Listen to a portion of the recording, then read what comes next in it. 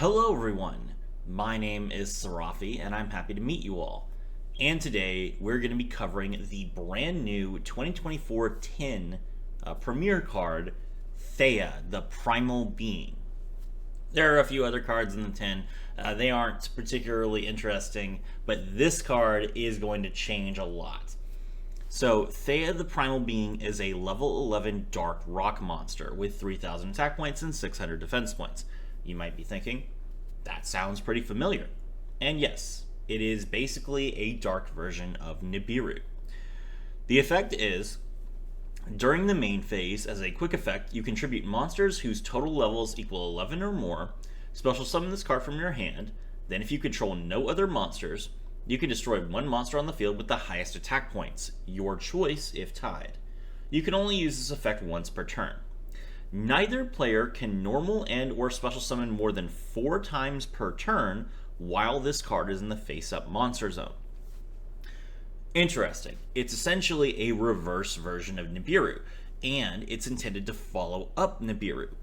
When you use NEWBiru, you tribute every monster on the field, you give your opponent a massive token, and the only monster that's left on your field is a single level 11 monster.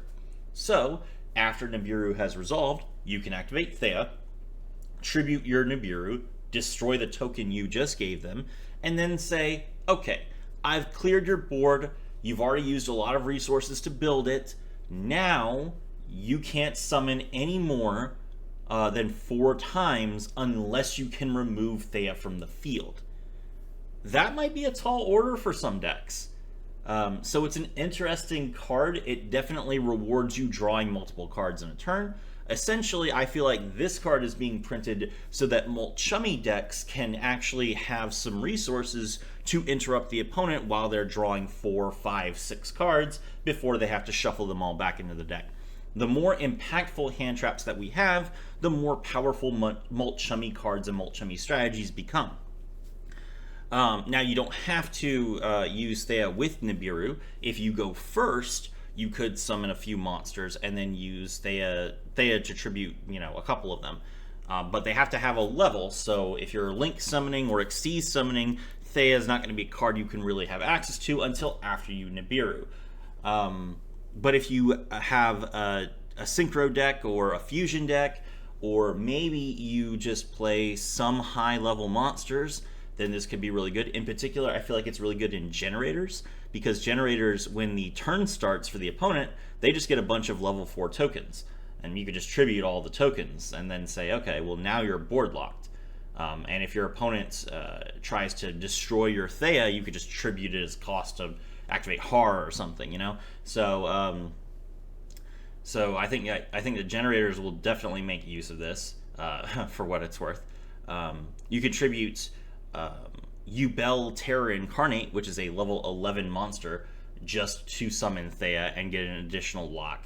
That's pretty solid. NEWBiru doesn't typically summon too much on turn 3, so they wouldn't really care about this lock. Of course, since this card has 600 defense points, it can be searched by Cupid Pitch, which is pretty solid if you're going to be playing a Synchro Climb deck. And in general, it's just a solid, good card. Of course, they did bring Protoss back into the meta, and you can Protoss call dark, and Theia is a dark monster, so if you're worried about getting Theia, you can try and make Protoss happen. Yeah, I think this card is going to be really interesting. It's going to change the TCG meta quite a bit. And it's in a tin, so it shouldn't be too difficult to get. So let me know what you guys think. My name is Sarafi, and I was thrilled to have all of you with me.